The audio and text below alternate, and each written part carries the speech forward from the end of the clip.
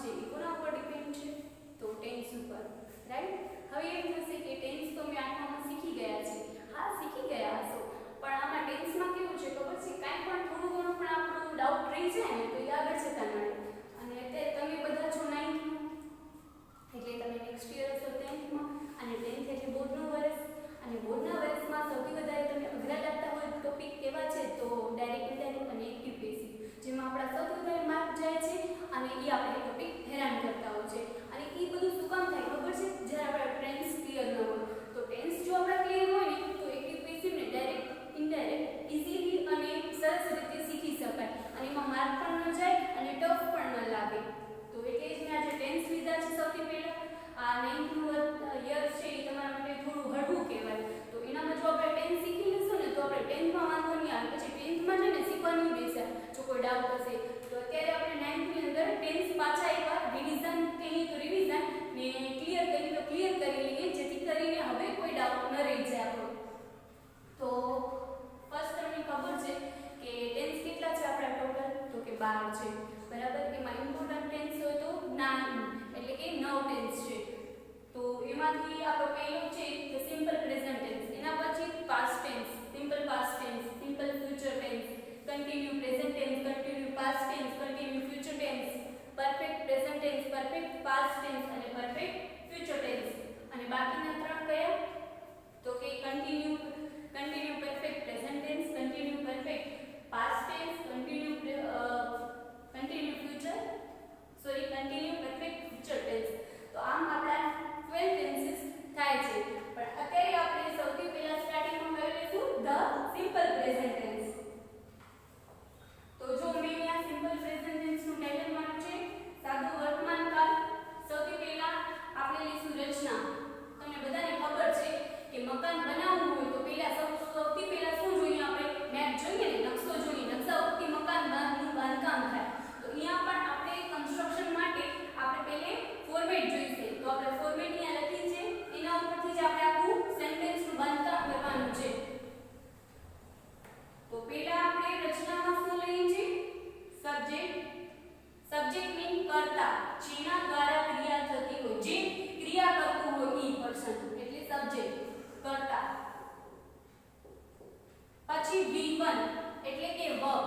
હવે અહીંયા વન શું કામ લખ્યું છે? તો કે વન છે એ મૂળ રૂપ છે એવું દર્શાવે છે. તમને ખબર છે કે ક્રિયાપદ જે છે એના પણ ત્રણ રૂપ છે: મૂળ ક્રિયાપદ, પાસ્ટ ટેન્સનું ક્રિયાપદ અને વૃત્તદત્તનું ક્રિયાપદ.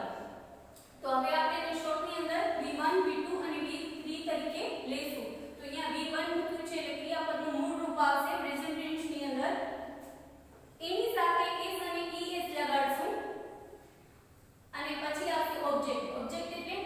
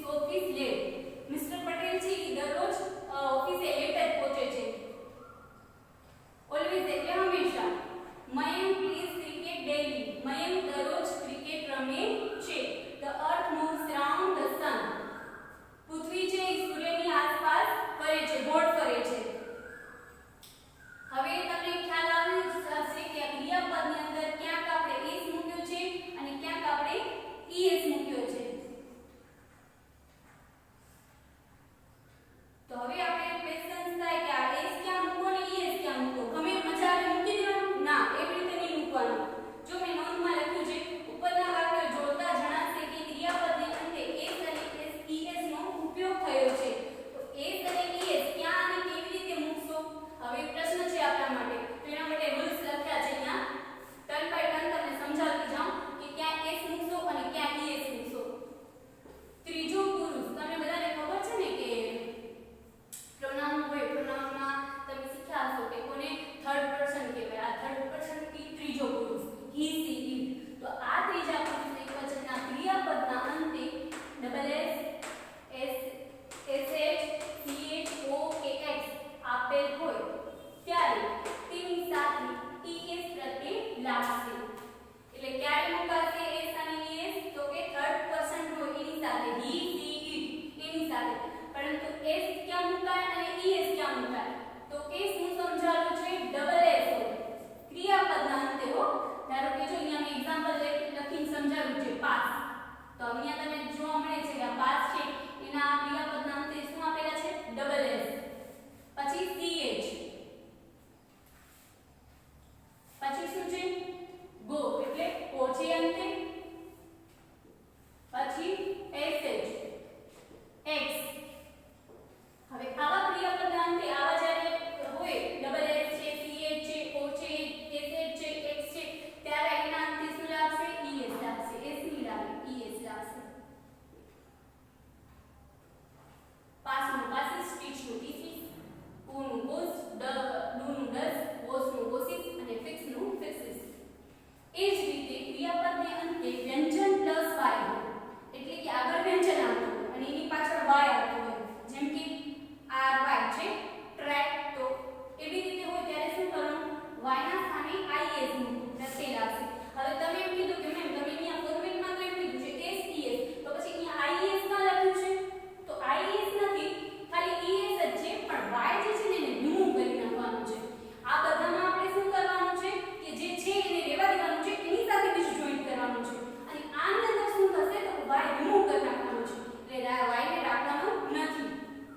જો મેં અહીંયા લખ્યું છે ટ્રાય. તો ટ્રાય છે તો શું કર્યું છે? વાય કાઢી નાખ્યું છે. એની જગ્યાએ આઈ લગાડ્યો છે અને ઈએસ છે નિયમ પ્રમાણે છે એમ ઈએસ જ મૂક્યા છે. આઈએસ નથી મૂક્યા, ઈએસ જ મૂક્યા છે. વાય ના સ્થાને આઈ મૂક્યો છે. ક્રાય તો ક્રાઇસ, ફ્લાય તો ફ્લાઇસ. સમજાઈ ગયું? પરંતુ સ્વર પ્લસ વાય, હવે તમે અહીંયા કઈ કીધું વ્યંજન પ્લસ વાય. પણ એવું તો ન હોય કે દરેક ક્રિયાપદમાં વ્યંજન જ આવતા હોય, સ્વર પણ આવી શકે. તો સ્વર આવે ત્યારે શું કરવાનું? ત્યારે કાંઈ જ નહીં કરવાનું, વાય ની સાથે એસ મૂકી દેવાનું. કેવી રીતે? તો એનું ઉદાહરણ લઈ લો. પ્લે. તો પ્લે છે તો તમને ખબર છે કે પ્લે છે તો વાય ની આગળ શું આવે છે? એ આવે છે એટલે સ્વર આવે છે. તો પ્લે પછી પ્લેસ થઈ જશે. તો આવી રીતે ખ્યાલ આવે. માત્ર ને માત્ર એસ મૂકવાનું છે. તો આ આપણે બધા સેન્ટેન્સ ત્યાં જોયા હતા ને, એ બધા કેવા હતા? એસેટિવ ના હતા, એફર્મેટિવ સેન્ટેન્સ હતા, એટલે વિધાન વાક્યો. હવે વિધાન વાક્યો આપણે બનાવવા હોય ત્યારે એનું સબ્જેક્ટ કન્સ્ટ્રક્શન આમ રહેશે. આ ફોર્મેટ મુજબ જ આપણે સેન્ટેન્સ બનાવવાના રહેશે. તો એવી રીતે હવે આપણે નકાર વાક્યો એટલે કે નેગેટિવ વાક્યો આપણે જોશું. નેગેટિવ ની ફોર્મેટ શું છે? સબ્જેક્ટ, ડુ, ડઝ, નોટ, બી1, ઓબ્જેક્ટ અને અધર વર્ડ્સ. તો જો સબ્જેક્ટ નો સબ્જેક્ટ અહીંયા છે સેમ છે. હવે બદલાયું તો શું બદલાયું? ડુ, ડઝ બદલાયું. આ ટુ બી ના રૂપ આવશે વચ્ચે. એ ટુ બી ના રૂપ આવશે, પછી નોટ આવશે. આ નોટ છે, નોટ પછી પ્લસ છે, પછી v1 અને પછી ઓબ્જેક્ટ અને અધર વર્ડ્સ. હવે તમને ખબર હશે કે આ v1 છે એની પાછળ મેં s es નથી લખ્યું. તો એ મેં જાણી જોઈને નથી લખ્યું કેમ કે ડુ ડઝ આવે છે એટલે s અને es ની જરૂર નથી. ખાલી વધ્યું તો શું વધ્યું? ડુ ડઝ વધ્યું. અને ઘટ્યું તો શું ઘટ્યું? s અને es નીકળી ગયા. કેમ કે s es છે ઓલરેડી ડઝ ની અંદર આવી જાય છે એટલે આપણે જરૂર નથી. હવે ડુ અને ડઝ ક્યાં મૂકવાનું તો એ પણ હું સમજાવું છું. નકાર વાક્ય લઈ લઈએ. હવે આપણે એક્ઝામ્પલ જોઈ લઈએ. ફોર્મેટ તો આપણે લખી લીધી. હવે આપણે એક્ઝામ્પલ લખી લઈએ. he does not play cricket daily. હવે તમને ખબર છે કે એની સાથે does નો ઉપયોગ થશે. જો આપણે અહીંયા ખાલી ક્રિયાપદની આપણે ઓલરેડી લીધું હોત કે I કે we કે એવું લીધું હોત, પ્લુરલમાં લીધું હોત કે I સિંગ્યુલર છે પણ I સાથે હંમેશા આપણે શું મૂકીએ છીએ? do મૂકીએ છીએ. તો થર્ડ પર્સન સાથે જ આપણે s કે es મૂકતા હતા એટલે આપણે અહીંયા he છે એટલે આપણે does નો ઉપયોગ કર્યો. પછી Priya does not go to market every day. Priya દરરોજ માર્કેટે જતી નથી. My uncle does not go regularly. મારા અંકલ જે વખત ડોક્ટર કહે તમને વોકની બહુ જરૂર છે તમે રોજ કરજો, તો આપણે શું કહીએ કે આ દરરોજ નથી કરતા, કોઈક દિવસ ગાપચી મારી દે છે, તો એમાં એ જ કહેવા માંગે છે my uncle does not walk regularly. I do not eat an apple. હું એપલ ખાતી નથી. We do not write sentences. અમે sentences લખતા નથી. હવે ઇન્ટ્રોગેટિવ નકાર વાક્ય સમજાઈ ગયા, કાંઈ જ નથી, ખાલી do does નો ઉપયોગ કરવાનો છે અને એની પાછળ તરત જ not નો ઉપયોગ થશે, પછી verb આવશે. ઇન્ટ્રોગેટિવ એટલે પ્રશ્નાર્થ. એનામાં શું છે? do you know her? શું તમે તેણીને ઓળખો છો? her એટલે તેણીને ઓળખો છો. પછી does he write a letter? શું તે લેટર લખે છે, પત્ર લખે છે. does he come in time? શું તેણી ટાઈમ પર આવી હતી. what do you do? શું કરો છો તમે. who sings a prayer every day? દરરોજ પ્રેયર કોણ ગાય છે? ઘણી વખત મેં પૂછતા હોય કે મસ્ત પ્રેયર ગાય છે, એમ તો કોણ ગાય છે દરરોજ? તો એ રીતે ટુ બી ના રૂપો. હવે આપણે ખબર હોવા જોઈએ પ્રેઝન્ટ ટેન્સ ના ટુ બી ના રૂપો કયા કયા છે, તો કે ઇઝ માં છે અને હેવ એઝ છે.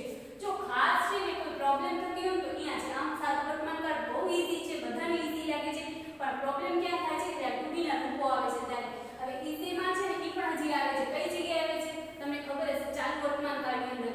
હવે આપણે ભણશું પણ આપણે આટલું શીખી ગયા છે તો આઈડિયા તો છે કે એનામાં આવે છે ઇઝી માં પ્લસ આયન છે અને આનામાં શું આવશે? ટુ બી ના રૂપ તરીકે ખાલી ઇઝી માં આવ્યું છે. ઇઝી માં હવે તમે કહેશો કે આમાં તો કે તમે ઇઝી માં ન લખ્યું સાદા વાક્યની અંદર. હા, મેં આમાં ન લખ્યું કેમ કે આમાં આપણે એવા વાક્યો લીધા હતા કે જે ખાલી વર્બ થી બનતા હોય. હવે જેમ ક્રિયાપદ ન હોય, વર્બ ન હોય, ત્યાં આપણે જ્યારે લખવું હોય ત્યારે આપણે ટુ બી ના ઉપયોગ કરશું. આપણે તો વર્બ વાળા લીધા હતા. એસર્ટિવ વાક્ય જે લીધા હતા આપણે વિધાન વાક્ય એ બધામાં વર્બ હતા. હવે વર્બ વગરના હોય તો કેવા હોય? તો કે I am boy, પછી he is a student, she is girl. તો આમાં શું છે? વર્બ છે. હું એમ કહું કે I am a girl, તો એમાં કોઈ વર્બ દેખાય છે તમને? ક્રિયાપદ લાગે છે? કોઈ ક્રિયા કરું છું? નથી કરતી. તો મેં શું ઉપયોગ કર્યો? I હતો એટલે એમ. પછી શું કીધું? he is a student, તે વિદ્યાર્થી છે, તો એમાં કોઈ ક્રિયા છે? ના, એમાં પણ ક્રિયા નથી. તો એ પણ કેવું સેન્ટેન્સ છે? ટુ બી ના રૂપવાળું. હવે આ સમજાઈ ગયું કે ઇઝ માં કેવી રીતે ઉપયોગ થાય. પછી આપણે કહીએ we are student, અમે બધા સ્ટુડન્ટ વિદ્યાર્થીઓ છીએ, તો આ આવે ને. હવે ત્રણેયનું સમજાઈ ગયું. હવે have નો કેવી રીતે ઉપયોગ થાય? જો આમાં ઘણી વખત આપણે બધી fill in the blanks છે ને મિક્સ આવતી હોય ને ત્યારે આપણે ગડબડ કરી. અત્યારે તો એટલે સાદો વર્તમાનકાળ સમજાઈ ગયો છે, પરંતુ fill in the blanks ની અંદર જ્યારે એક્ઝામ આવે ત્યારે શું આવે? બધા ટેન્સની મિક્સ આવે અને ખાસ ત્યારે આપણે મૂંઝાઈ જઈએ. have અને has જોઈને આપણે પૂર્ણ વર્તમાનકાળ ઠોકી દેવી, એટલે પૂર્ણ વર્તમાનકાળનું આપણે રૂપ મૂકી દેવી હતી. આવું નહીં કરવાનું. આવું સેન્ટેન્સ વાંચવાનું કે ઈ શું પ્રેઝન્ટ ટેન્સ બતાવે છે કે પૂર્ણ વર્તમાનકાળ બતાવે છે. જો સાદો વર્તમાનકાળ આવે હોય તો આપણે શું મૂકશું? ખાલી have has મૂકશું. પરંતુ પૂર્ણ વર્તમાનકાળ હોય તો have has પ્લસ V3 મૂકશું. ઈ આપણે આગળ સમજશું એટલે ખબર છે. પણ હાલ ખાસ છે ટુ બી ના રૂપમાં તમે ભૂલ ન કરતા એટલે જ મેં અહીંયા લખ્યું છે શોર્ટમાં તમને સમજાવવા માટે. ધારો કે have has કેવી રીતે ઉપયોગ થાય? મેમ જો આમાં આપણે પૂર્ણ વર્તમાનકાળમાં કરી છે તો જ્યારે કરશું ત્યારે કરશું, અત્યારે કેમ થાય? આમાં એક સેન્ટેન્સ ન લીધા તો એક સેન્ટેન્સ લખીને હું સમજાવું.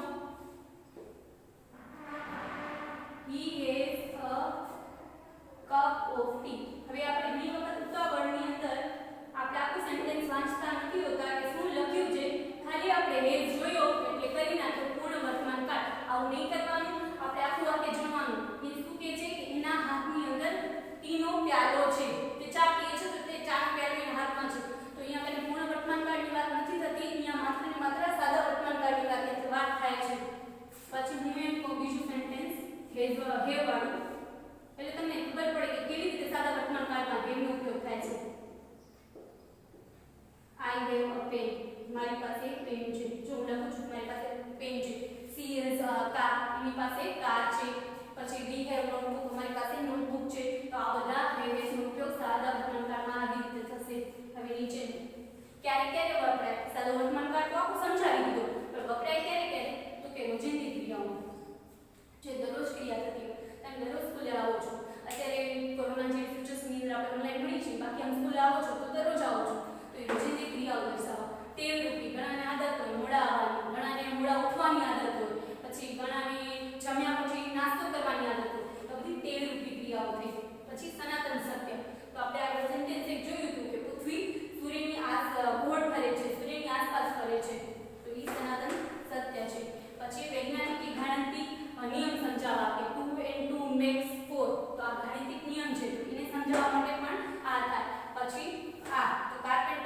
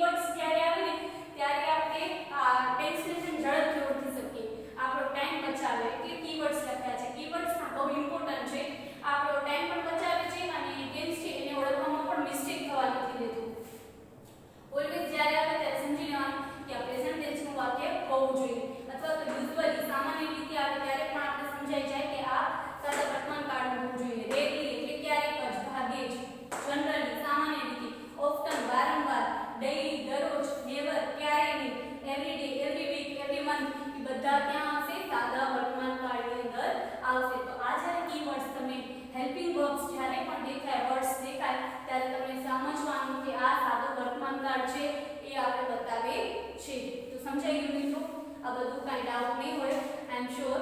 તો બસ આપણે આટલું રાખીએ છીએ. નેક્સ્ટ